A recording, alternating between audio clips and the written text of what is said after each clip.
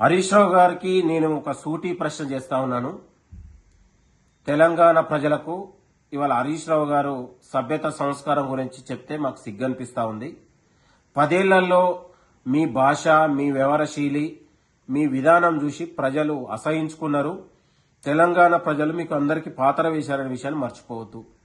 మా ముఖ్యమంత్రి రేవంత్ రెడ్డి గారికి సభ్యత, సంస్కారం, విలువలు ఉంది కాబట్టి అసెంబ్లీలో మాజీ ముఖ్యమంత్రి హోదాలో కేసీఆర్ కలిస్తే నమస్కారం పెట్టుకొని గౌరవించుకున్నటువంటి సంస్కృతి మా కాంగ్రెస్ ప్రజాప్రభుత్వంది, ముఖ్యమంత్రి గారిది. ఇక్కడే ఉన్నటువంటి యశోద హాస్పిటల్లో మాజీ ముఖ్యమంత్రి కేసీఆర్ గారు కాలు విరిగి ఐసీలో ఉంటే మా ముఖ్యమంత్రి వారి హోదాలో రేవంత్ రెడ్డి గారు వెళ్లి పరామర్శించినటువంటి సందర్భం మా ముఖ్యమంత్రి గారికి ఉన్నటువంటి సభ్యత, సంస్కారం. ఇవాళ మీ పక్కన ముఖ్యమంత్రి గారు వస్తే కూడా ఇవాళ కనీసం లేచి నిలబడే సంస్కారం లేని మీకు, ముఖ్యమంత్రి గారిని కనీసం ముఖ్యమంత్రి అని గౌరవించుకోలేని సంస్కృతి మీకు. కాబట్టి సభ్యత, సంస్కారం, భాష గురించి హరీష్ రావు గారు, కేటీఆర్ గారు మీరు మాట్లాడితే చాలా సిగ్గనిపిస్తా ఉంది.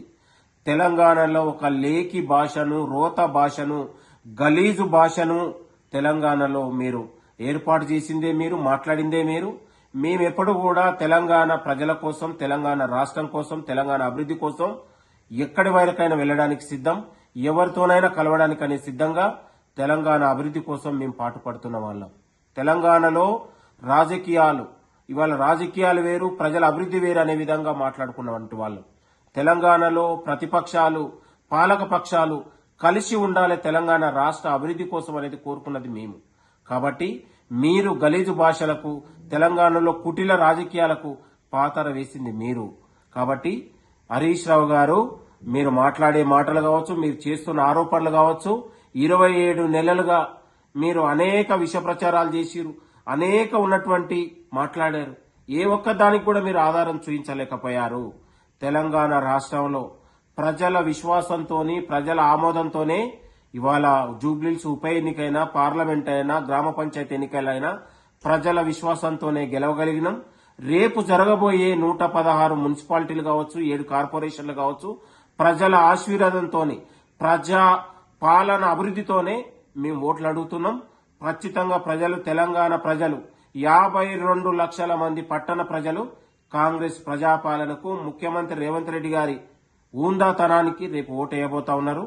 కాబట్టి తెలంగాణ రాష్ట్రంలో కాంగ్రెస్ ప్రభుత్వం వచ్చిన తర్వాత గొప్ప మార్పుతోని, ప్రజలు ఒక స్వేచ్ఛ, స్వయం పాలనతోని ఇవాళ ప్రజలు తిరగగలుగుతా ఉన్నారు.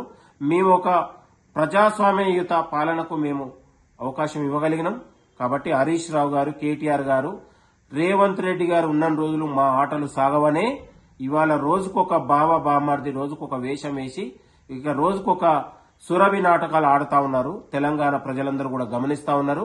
కాబట్టి తెలంగాణ సభ్య సమాజం కూడా గమనిస్తా ఉంది. 9.5 ఏళ్లలో ఇవాళ ఎవరి పాలన ఏ రకంగా ఉందో 27 నెలల్లో వచ్చిన తర్వాత తెలంగాణ ప్రజలకు ఎట్లా గౌరవించుకున్నామో, తెలంగాణ రాష్ట్రాన్ని ఎట్లా అభివృద్ధి చేసుకున్నాం అనేది తెలంగాణ ప్రజలందరూ కూడా గమనిస్తా ఉన్నారు. మరింత కూడా గమనించాలని కూడా మీ అందరికీ కోరుతా ఉన్నాను. బీఆర్ఎస్ నాయకులకు, కేటీఆర్, హరీష్ రావుకు తెలంగాణ రాష్ట్రంలో వాళ్ళ నాయకత్వానికి ఇక పాతర వేశారు. ఒక ప్రజాస్వామ్యత ఉన్నటువంటి కాంగ్రెస్ ప్రజాపాలన మరొక 10 ఏళ్లు ఇలానే ప్రజల దీవెనతో కొనసాగుతుందనేది ఆశాభావాన్ని మేము వ్యక్తం చేస్తా ఉన్నాం. థ్యాంక్ యూ, నమస్తే. అసలైన తొలి వెలుగు. ఫాలో వాట్సాప్ @తొలి వెలుగు official.